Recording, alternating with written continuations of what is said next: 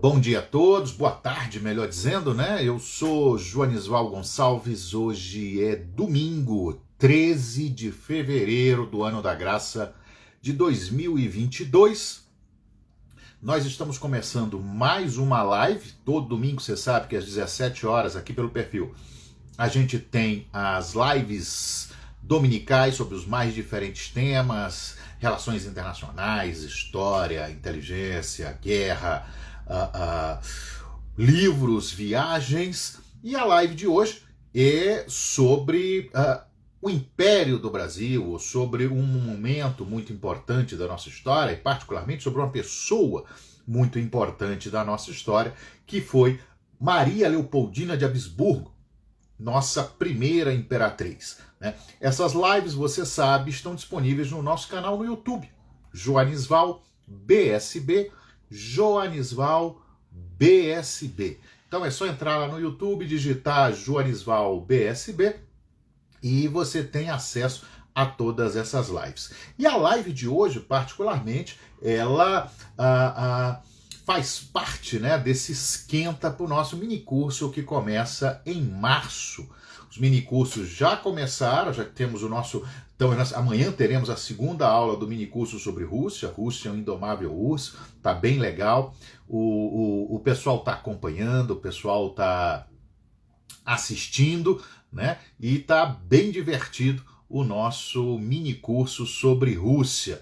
Quem perdeu, perdeu, né? Ocasião, momento muito propício para se tratar de Rússia. Quem perdeu, infelizmente, não sei quando é que nós teremos um novo minicurso sobre Rússia. O pessoal que está fazendo está gostando muito. E se você perdeu o minicurso sobre Rússia, agora, em março, 7 e 14 de março, nós teremos um minicurso sobre Brasil, sobre a história do Brasil, um tema fantástico, um tema interessantíssimo, que vai ser sobre a fundação do Brasil, o processo de independência. Eu estou preparando as aulas e tá bem bacana. A gente vai fazer uma trajetória, a nossa trajetória desde antes da independência, a gente vai falar um pouquinho de brasilidade, da formação do país, da formação do povo brasileiro, e em seguida a gente entra no processo de independência também, tão fundamental de ser conhecido. A gente conhece pouco sobre a nossa história e conhece muito pouco sobre a nossa independência.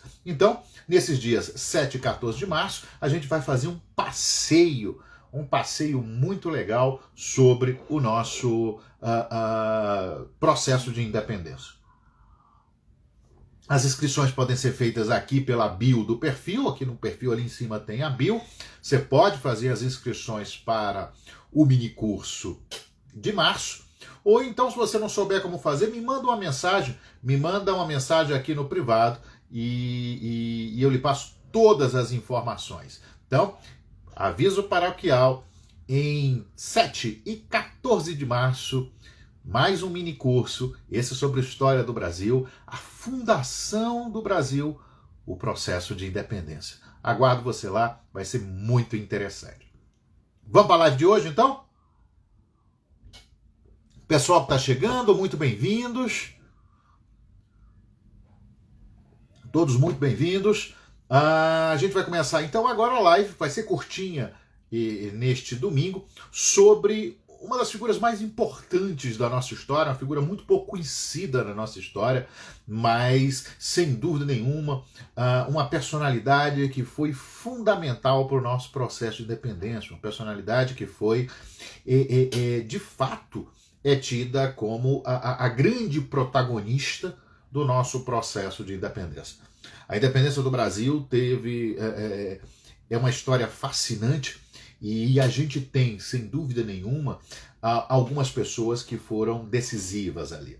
O imperador, futuro imperador, príncipe real à época, Pedro de Alcântara, né, que seria o nosso primeiro imperador, Pedro I, e ao seu lado, José Bonifácio, Gonçalves Ledo, Zé Clemente Pereira, um grupo, né, de brasileiros e portugueses que foram de extrema importância no nosso processo de independência, e uma hora a gente vai falar um pouco deles. A gente já falou sobre o papel da maçonaria no processo de independência. O processo de independência do Brasil foi construído pela maçonaria, né?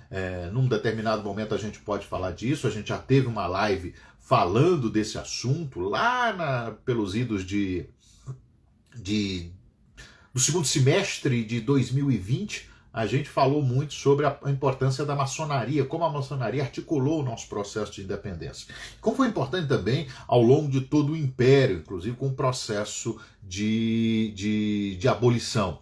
Opa, tenho saudades dos cursos que fiz contigo, irei fazer teu próximo curso por aqui, grande abraço, obrigado.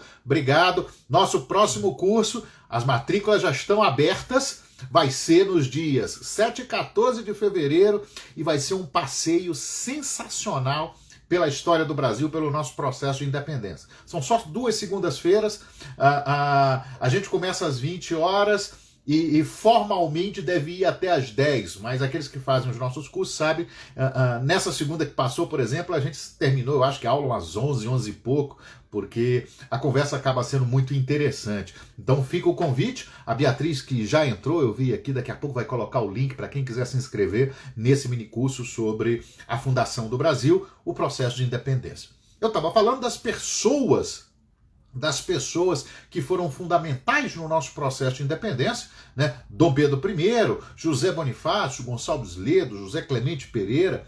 E entre esses protagonistas do nosso processo de independência tem uma mulher. Uma figura única, que foi exatamente Leopoldina de Habsburgo, ou Maria Leopoldina do Brasil, Maria Leopoldina da Áustria, ou seja, a nossa primeira imperatriz. Olha aí a Bia colocando o link para quem quiser se inscrever no próximo minicurso. Quem está fazendo o curso de Rússia já me deu o retorno, já está dizendo que está gostando muito. Vamos ver, o próximo eu tenho certeza que vai ser bem interessante. Leopoldina, mulher única, singular, importante, essencial de ser conhecida. E vale lembrar que ela é a primeira mulher a governar o Brasil, né? Já se falou no passado, finalmente o Brasil tem uma mulher governando, em outros tempos, né? Recentes, mas a primeira mulher a governar o Brasil foi Maria Leopoldina. E a segunda mulher a governar o Brasil foi sua neta, a princesa Isabel, que foi regente algumas vezes quando o pai, Dom Pedro II, estava fora do país, né? Então, ou adoentado. Então, lembrem-se que a primeira mulher à frente do Brasil foi essa moça austríaca de nascimento e que tem uma vida brasileira de coração, brasileira por amor, e que tem uma vida muito interessante, apesar de ter sido uma vida muito curta. Leopoldina viveu 29 anos só, né? Ela nasce em 1797, era 2 anos mais velha que Dom Pedro I.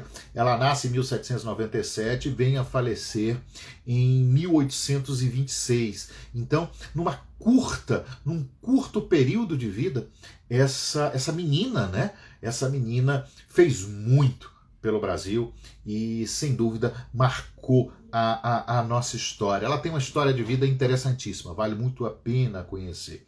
Era uma princesa europeia, filha do imperador Francisco I da Áustria, né? Alguém criada desde muito cedo, uma arquiduquesa austríaca, alguém criada desde muito cedo para ser rainha.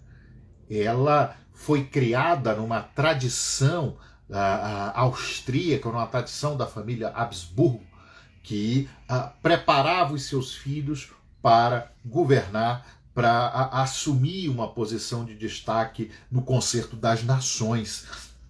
E é interessante porque essa menina, ela tem uma história única de alguém que sai de uma corte tradicionalíssima europeia, né? No coração da Europa, ali na Áustria. Seu pai havia sido o imperador do Sacro Império Romano Germânico, depois o imperador da Áustria. e vem para um mundo novo completamente diferente, vem para um mundo diferente, para algo difícil até de ser pensado na Europa, e ela vem para esse lado do Atlântico, tudo novo, tudo diferente, e com isso ela faz a história aqui. Bem-vindos, Walsh, Pegoraro, Barão, bem-vindos, vocês estão chegando aí. E outras particularidades sobre Leopoldina, eu disse que ela era filha do imperador da Áustria, o imperador Francisco I, e particularmente era irmã de Maria Luísa, que foi mulher de Napoleão e imperatriz dos franceses. Então, de fato, Leopoldina era cunhada de Napoleão Bonaparte. Leopoldina era cunhada de Napoleão Bonaparte e, portanto, Dom Pedro I era concunhado de Napoleão Bonaparte. E a história dela é tão interessante que, se ela era cunhada de Napoleão, porque a irmã foi casada com Napoleão, ela era sobrinha neta de Maria Antonieta, né? Sobrinha neta de Maria Antonieta, portanto, os vínculos com o antigo regime, né? Com Luís XVI e com Napoleão Bonaparte. Né? Com vínculos de família, né? E isso era a casa dos Habsburgos, né? Ela nasce, como eu disse, em 1797, num período tremendamente turbulento da história. Era um período de imediato pós-Revolução Francesa, era um período de guerras napoleônicas. Ela cresce nesse ambiente, né? Ela cresce nas guerras entre o pai e Napoleão Bonaparte, né? Ela vê a ascensão, quer dizer, vê, modo de falar, era uma criança quando Napoleão ascende ao poder, né? Napoleão ascende efetivamente em 1799, mas ao longo da infância e sobretudo da adolescência, ela vê essas grandes transformações acontecendo. E vê Napoleão sendo derrotado em 1814, depois 1815, né, Waterloo, vê o Congresso de Viena sendo feito. Ela tinha 16, quase 18 anos nesse momento, né? Ela vê aquilo tudo acontecendo e vê o pai como protagonista. Afinal de contas, o imperador da Áustria foi um dos grandes protagonistas entre as cabeças coroadas do início do século XIX. E então, cunhada de Napoleão, sobrinha neta de Maria Antonieta, né? Vem para o Brasil, e aqui outra particularidade: ela vai ser mãe de 2 soberanos.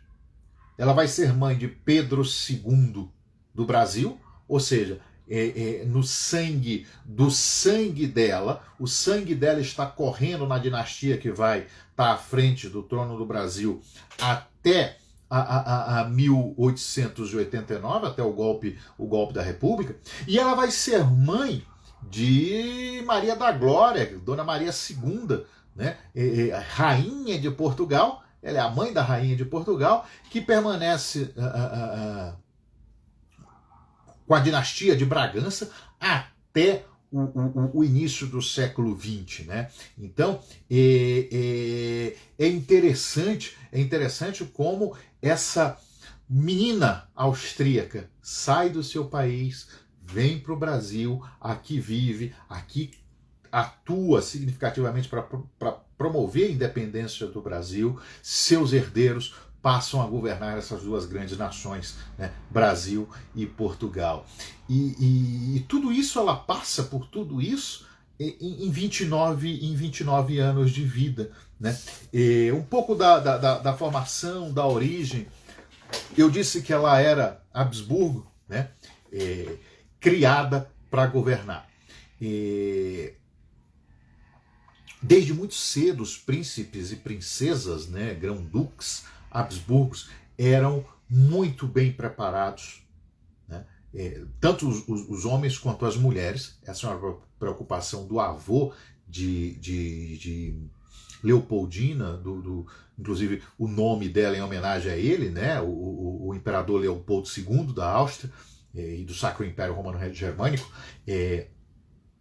Ela o imperador se preocupava com o fato de que os seus herdeiros, os jovens príncipes, deveriam ter a melhor formação possível. Formação humanística, formação religiosa, formação de Estado. É por isso que os Habsburgos são preparados, de novo, para estarem à frente dos Estados. Né? Para se ter ideia, Leopoldina, mesmo a época em que não se dava o devido valor às mulheres, Leopoldina ela é preparada, ela é formada como foram formados os príncipes homens, né? Os príncipes do sexo masculino entre os Habsburgos. Então, de ciências, literatura, idiomas, ela falava 6 idiomas, né? Aprendeu o português muito rapidamente para vir para cá, e nesse sentido,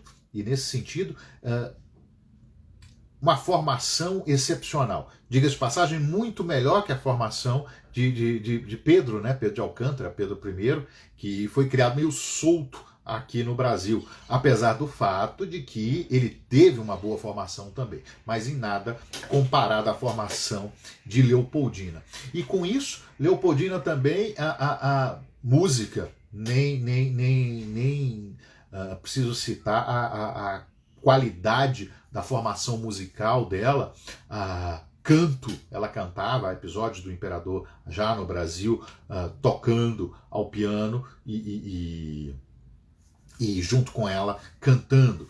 E ela gostava muito de mineralogia e de botânica.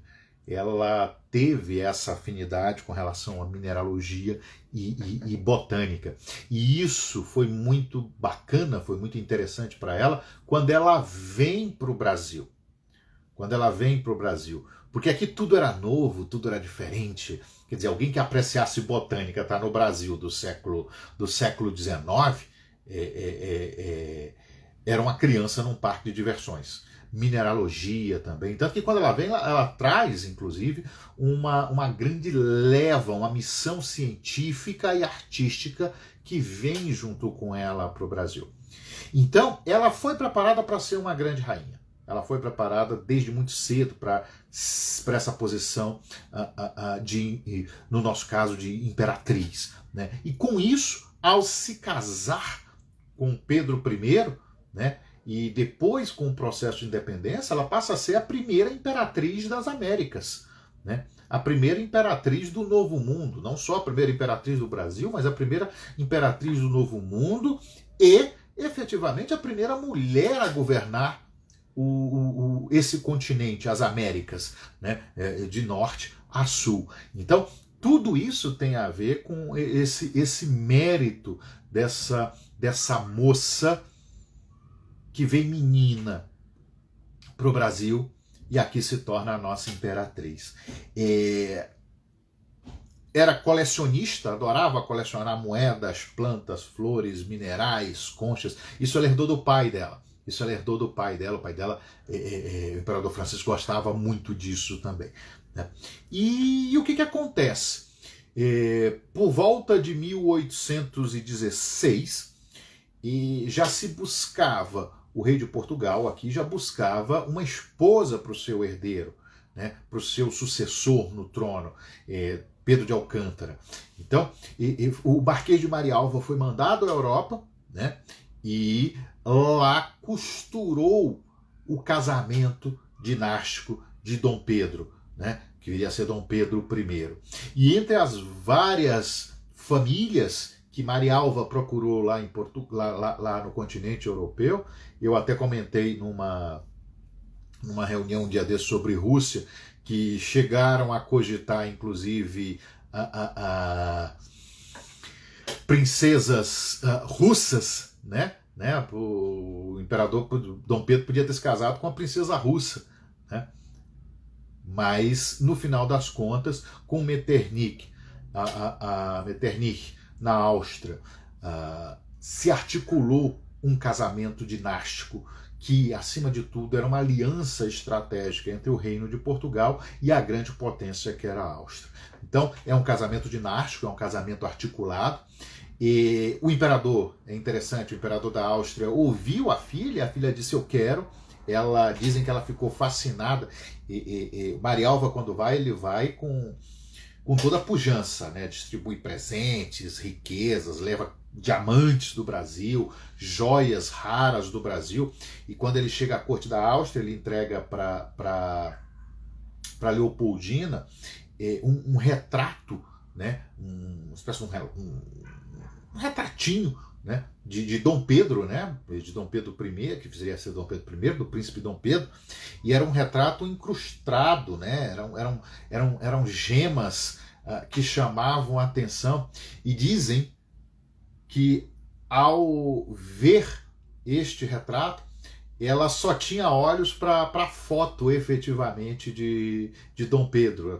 Dizem que eles estavam muito bonitos, né, na foto, no retrato, né, e o foco dela era aquele rapaz que ela diz que se apaixona ali por ele, por aquela foto, e começa a aprender sobre o Brasil, e começa a aprender português, e aí em 1817 ela vem finalmente em setembro de 1817, foram 84, 86 dias no mar, ela se casa lá em Viena por procuração, né? É um casamento feito por procuração, ela se casa lá em Viena e aí vem para o Brasil. Aqui ela é recebida pela família real, com toda a pompa e circunstância, e ela tem o primeiro contato com Dom Pedro, né? Ela tem esse primeiro contato, ela ficou mais apaixonada ainda por ele, ele se decepciona um pouco, porque não era a beleza, o tipo de beleza que o atraía, né? Não era o tipo de beleza que o atraía, mas mesmo assim eles começam um casamento que é um casamento feliz. O começo deste casamento é um casamento que vai gerando uma cumplicidade, né, entre os dois ali, à medida que o tempo vai passando. Eles passeavam muito juntos, ela o instruía em muita coisa, aprendia algumas coisas com ele também. Eles tinham uma afinidade intelectual, inclusive. E quando vem Maria da Glória, quando vem a primeira filha, aí tudo melhora, inclusive. Dom Pedro era muito ligado aos filhos, Dom Pedro era apaixonado por todos os filhos, e é interessante as cartas dela, quando ela conta, ela manda cartas para a irmã, manda cartas para o pai, e diz como Dom Pedro se aproximou mais dela e como ele era amoroso com os filhos. Esse casamento, de toda maneira, era um casamento dinástico, né? Era um casamento dinástico porque era algo muito típico dos Habsburgos. O lema da casa da Áustria, o lema dos Habsburgos era Bella gerant ali, tu, Felix Austria, nube. Bella gerant ali, tu, Felix Austria, nube. O que quer dizer isso? Deixa que os outros guerreiem e tu, feliz Áustria, casa-te. Enquanto os outros guerreavam, os Habsburgos se casavam, né? E assim permaneciam no poder. Eu estou olhando a hora, hoje eu disse que a live hoje vai ser curtinha. Leopoldina vem para cá, os primeiros filhos vão nascendo, ela teve 7 ao todo, né? Teve 7 ao todo, nem todos sobreviveram, mas desses 7 vale destacar Maria da Glória, primeira Dona Maria II de Portugal, e Dom Pedro II, Pedro de Alcântara, Dom Pedro II do Brasil, né? Mais alguns dados interessantes, deixa eu ver se eu anotei aqui. Uma curiosidade, eu não vi se está aqui nas minhas anotações, mas o nome de Maria Leopoldina não era Maria. De fato, ela se chamava Leopoldina Carolina Josefa de Habsburgo-Lorena. Leopoldina Carolina Josefa de Habsburgo-Lorena. E ela adota o nome de Maria quando vem para o Brasil. quando vem para o Brasil. Aí se especula por que ela adotou o nome de Maria. Alguns dizem que isso tinha a ver com uma devoção à Virgem Maria, outros pelo fato de que todas as princesas portuguesas tinham Maria no nome, então ela quis fazer essa deferência, né, à família que a recebia aqui. Mas, de toda maneira, ela passou a ser conhecida como Maria Leopoldina de Habsburgo, sendo que ela assinava simplesmente Leopoldina, né?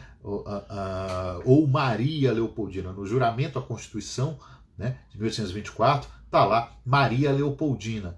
Esse documento, inclusive, está disponível online, depois quem quiser procurar, com a letrinha dela e o juramento à Constituição. E mais algumas informações, ela vem para o Brasil. Aos poucos ela vai se familiarizando, ela vai se apaixonando pelo Brasil, ela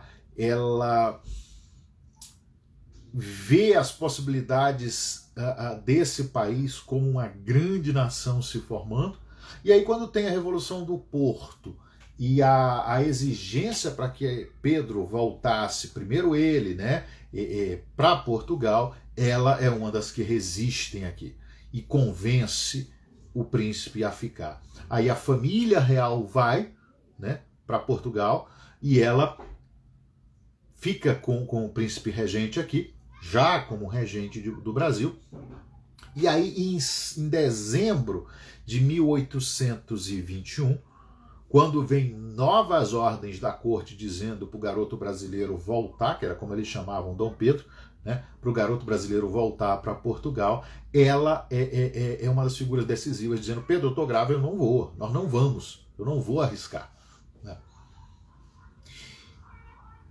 Isso tudo acaba culminando no fico, né, 9 de janeiro de 1822, e no processo que ganha força até culminar no 7 de setembro. Eu chamo a atenção que essa live é curtinha, a gente vai falar rápido sobre isso, mas no nosso minicurso, nos dias 7 e 14 de março, aí a gente vai entrar em detalhes sobre esse processo interessantíssimo, que foi o processo de independência. 7 e 14 de março é um minicurso online, você pode se inscrever aqui pela bio do perfil, ou pelo link que tem aí, que a Beatriz vai colocar daqui a pouco. Eu falo disso, Anderson, no nosso curso. O pomo está maduro. Essa é uma frase importante da carta que Leopoldina envia, uma carta datada de 2 de setembro, né, de 1822. É a carta que ela envia a Pedro, né?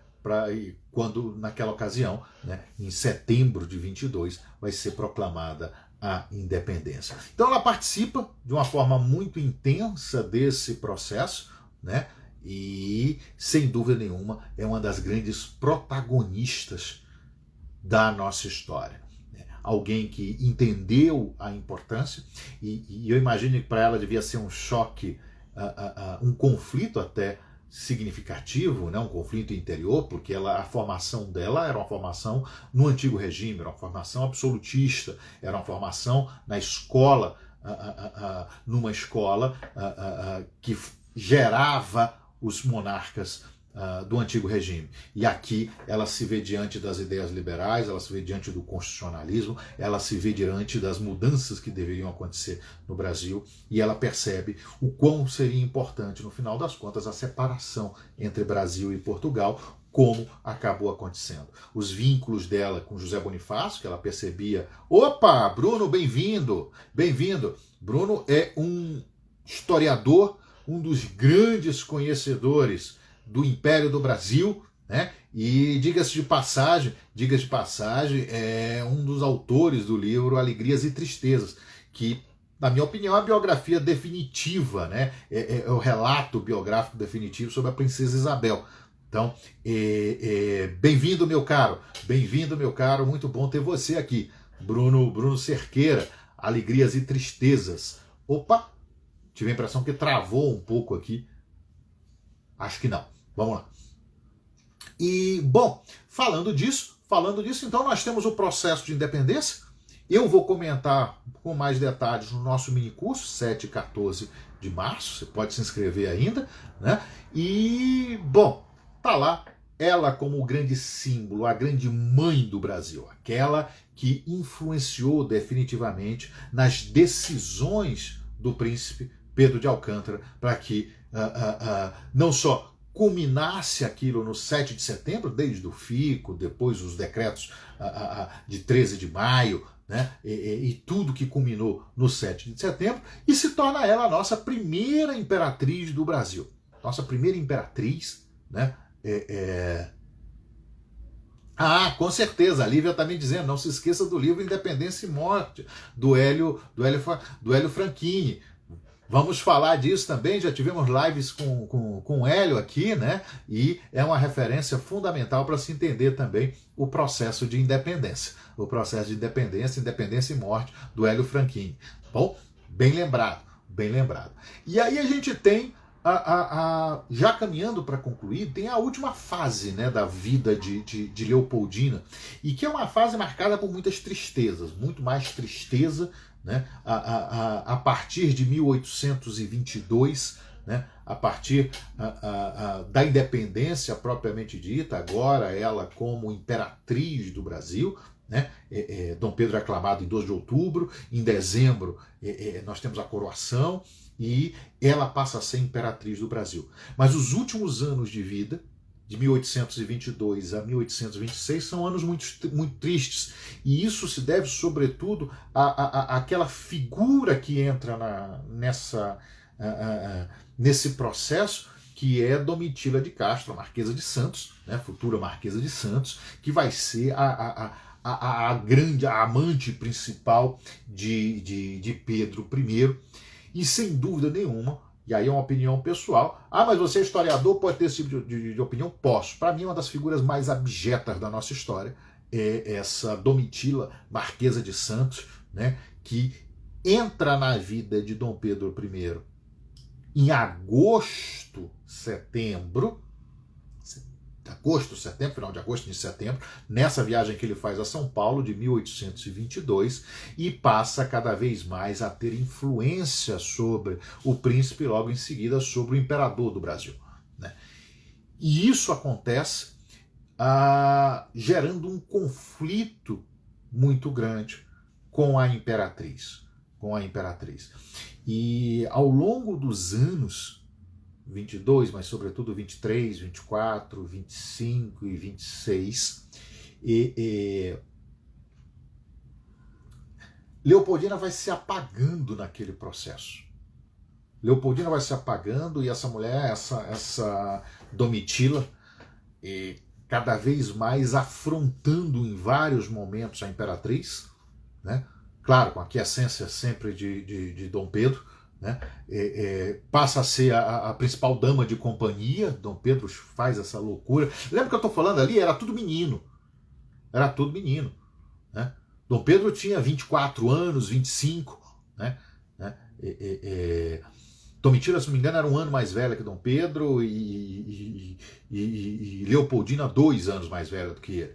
E você tem aquele processo todo acontecendo, muito humilhada, né? Vem também, nascem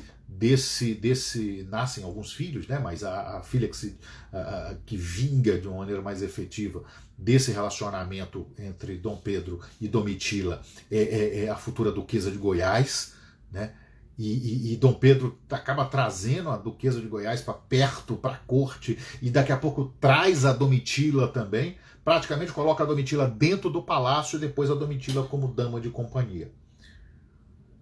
Há momentos em que Leopoldina vive um verdadeiro inferno.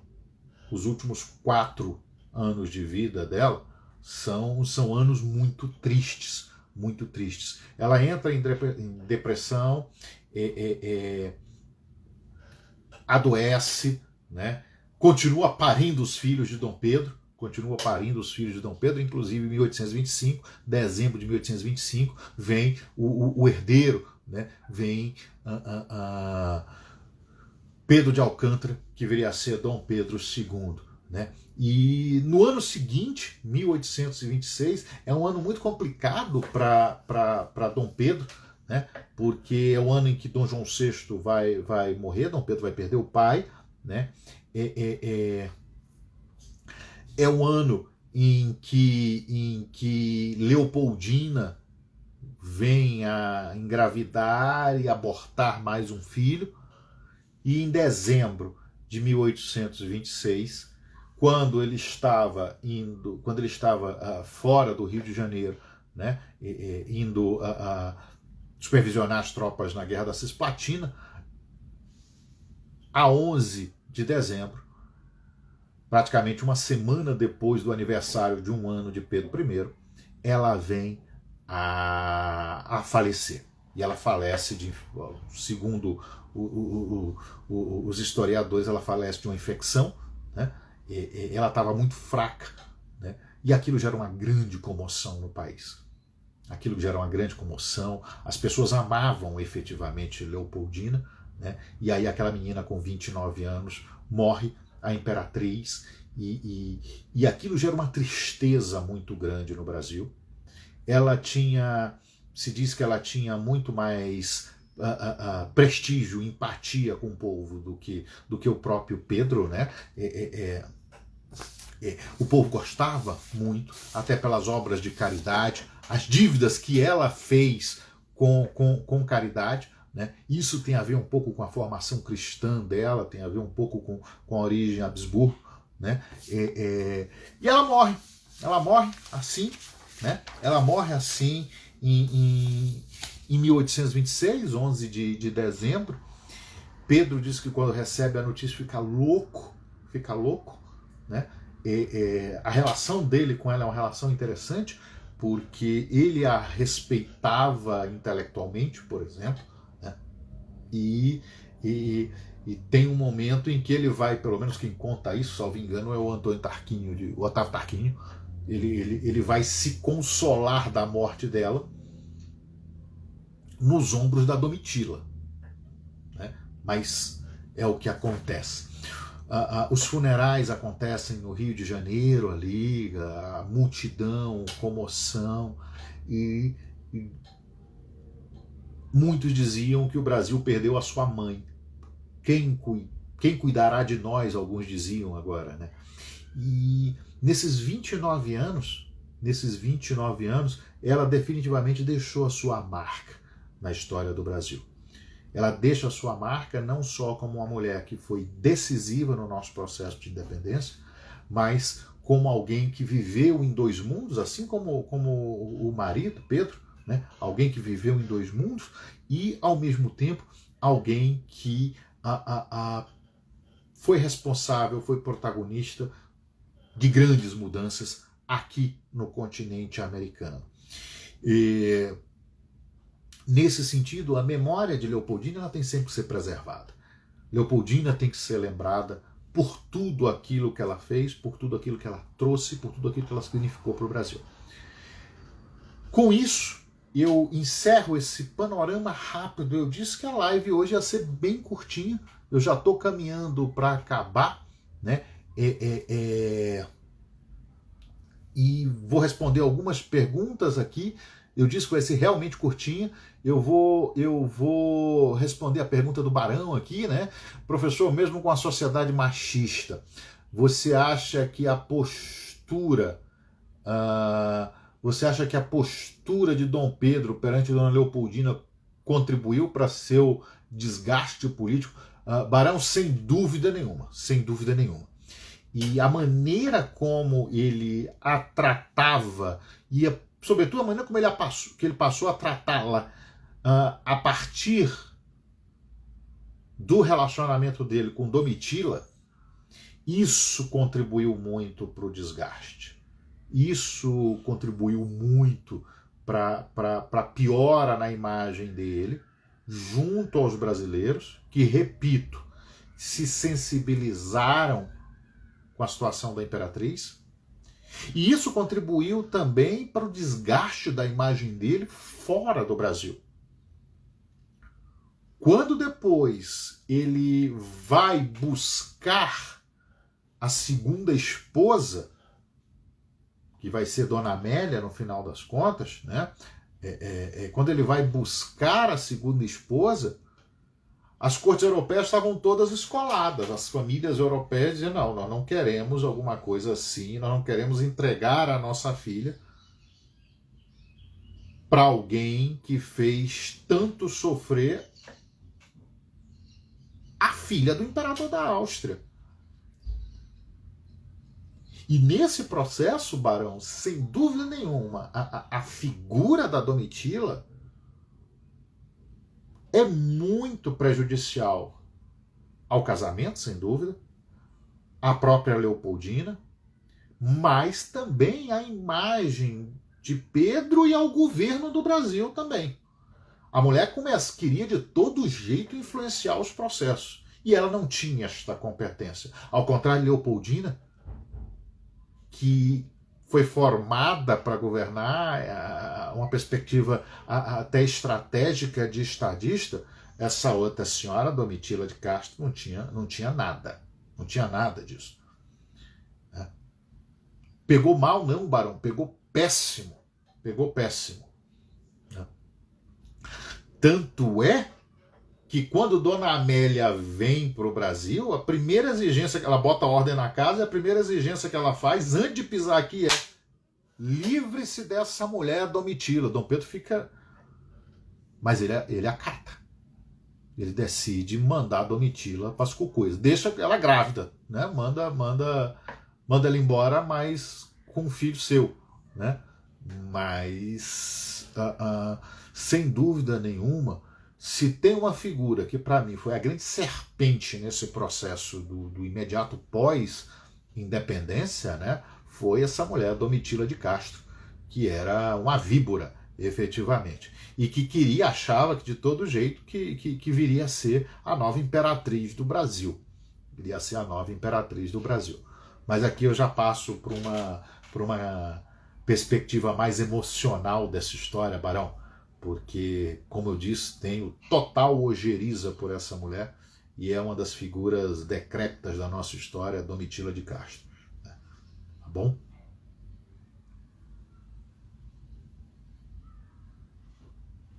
O Bruno está perguntando aqui, deixa eu ver se eu consigo ler, Bruno. Você acha que em relações internacionais a variável dinástica é pouco estudada no Brasil? Dona Leopoldina é alguém sem quem não existe país. No entanto, em relações internacionais, quase nada se sabe sobre a mãe do Brasil. Bruno, eu estou de pleno acordo contigo. É impressionante como se desconhece essa questão. E não só a variável dinástica, mas é que eu sou historiador à moda antiga. Eu acho que a importância de se conhecer as pessoas efetivamente, né, os protagonistas, a história das biografias, a história por meio das biografias é fundamental. Aqui não se conhece. Eu vou lhe dizer que você é historiador também, é professor de história, inclusive. Não sei se eu estou falando uma grande bobagem, mas às vezes eu me surpreendo, não me surpreenderia em ver que a maior parte das pessoas não sabe nem quem foi Leopoldina, inclusive nos cursos de história, né? E quando a gente pensa nessa questão dinástica, é fundamental para se entender os caminhos tomados pelo Brasil, os caminhos tomados por Portugal, né?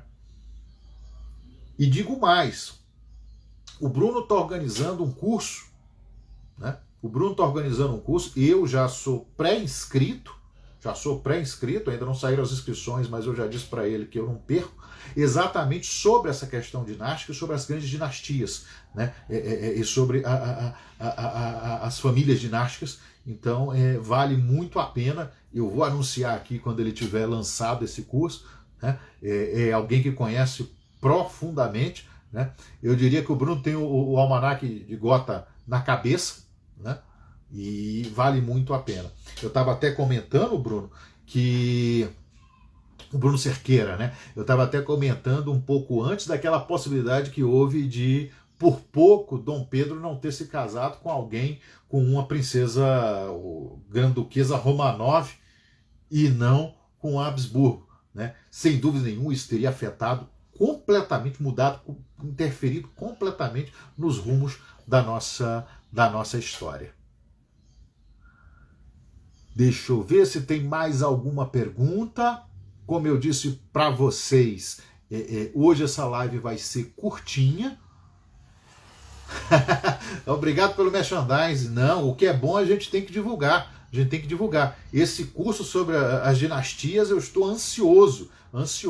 E se você quiser entender sobre o Império do Brasil e sobre a outra grande figura feminina fascinante do século XIX da nossa história, que é a Princesa Isabel, Alegrias e Tristezas, não pode faltar a leitura do Alegrias e Tristezas. Exatamente, uma Romanov ou até alguma napoleônica, né? Também acho. Se bem que Dona Amélia, né? Dona Amélia era tecnicamente, né? Era filha do enteado de Napoleão, não é isso? Então é interessante também. Né? Vale até uma live em conjunto, pré-cursos, também acho, Bia. Bruno, fica aí o convite para a gente fazer uma live para falar um pouco de Império do Brasil, para falar um pouco desses temas e mais adiante para falar um pouco das questões dinásticas também, né? Dona Amélia, o Bruno está confirmando, era a neta postiça de Napoleão, exatamente. Então, só isso aí já dá um tema para outra live, né? Os vínculos de Dom Pedro com Napoleão, filho. O Bruno está comentando aqui, né? Eu leio porque quando essa live for para o YouTube não deve aparecer os comentários. Então, o Bruno está comentando, filha do filho adotivo dele, né? Príncipe Eugênio. Exatamente. Então é interessante isso. Bruno, vamos pensar nisso então, numa live conjunta, para a gente falar um pouco dessas questões todas e talvez outra live também, aí sobre Império, sobre Dona Isabel, sobre isabelismo. Acho que vale muito a pena. Muito bem. Já são 17h47. Eu disse para vocês que a live de hoje ia ser curtinha. Então eu agradeço a todos que estiveram conosco aqui, a todos que participaram, né? Dom Pedro I era concunhado no primeiro casamento e neto no segundo casamento de Bonaparte, exatamente.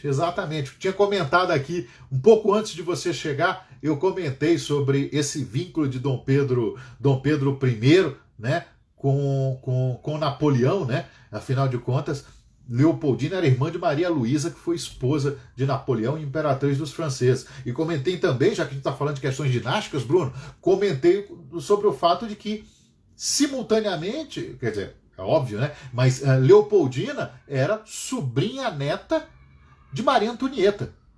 Então esses vínculos todos familiares, né, estão aí e são bem típicos da casa de Habsburgo, né? Bella Gerant Ali, tu Félix Áustria, nube, né? Desde que os outros guerreiem, tu Félix Áustria, casa-te. Era esse lema da casa de Habsburgo. O Bruno já topou lives aqui em conjunto, então nós vamos fazer sim. Obrigada, Lívia, meu abraço para você, para o meu querido Hélio, Independência e Morte. O Hélio, filho da Lívia, é autor de um livro muito interessante sobre as guerras de independência no Brasil. A gente já fez live aqui também. Então, vale muito. São lindas essas histórias, o Anderson está comentando, lindíssimas. A gente tem que conhecer mais de história do Brasil, Anderson. Se tem um país que tem uma história fascinante, é o nosso, né? Aqui a Cláudia, da Biblioteca do Senado. Claudinha, bom ver você aí, obrigado a você, Claudinha. E, nosso curso, 7 e 14 de março, a Fundação do Brasil, o Processo de Independência. Claudinha, se inscreva nesse curso. Claudinha e quem está nos acompanhando aqui também, se inscrevam nesse curso aqui pela bio do perfil, ou me manda uma mensagem no privado. A gente está divulgando porque vai ser um curso muito interessante, completamente online, sobre o processo de independência. A Bia colocou agora aqui o link, aqui para esse curso. Lívia, estou sentindo sua falta nos nossos cursos. Seja bem-vinda para o curso sobre o processo de independência. Eu acredito que daqui a pouco, no máximo até o início desta semana, essa live esteja no nosso canal no YouTube, né? Joanisval BSB, e aguardo você na próxima semana para continuarmos a conversar sobre um tema interessante de história do Brasil, história mundial, guerra, inteligência, sobre livros, sobre filmes e mais adiante, em breve, uma live com Bruno Cerqueira, um dos grandes conhecedores de Império do Brasil, um dos grandes conhecedores da Princesa Isabel, né? Da Princesa Isabel, e 7 e 14 de março,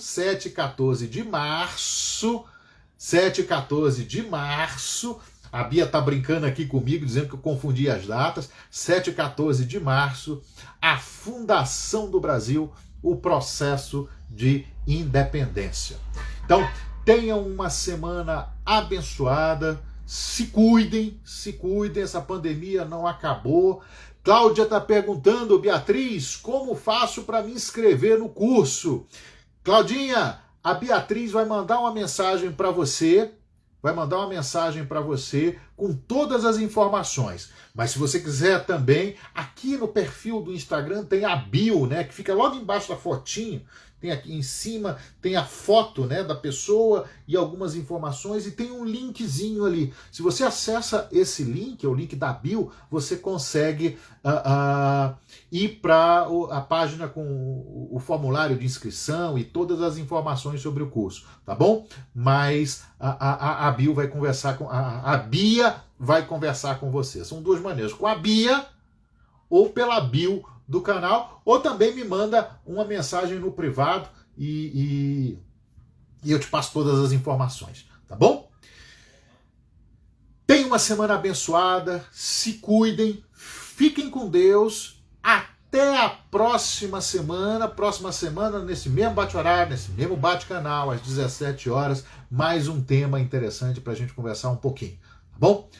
Ótima semana, fique com Deus, obrigado pela participação, abraço.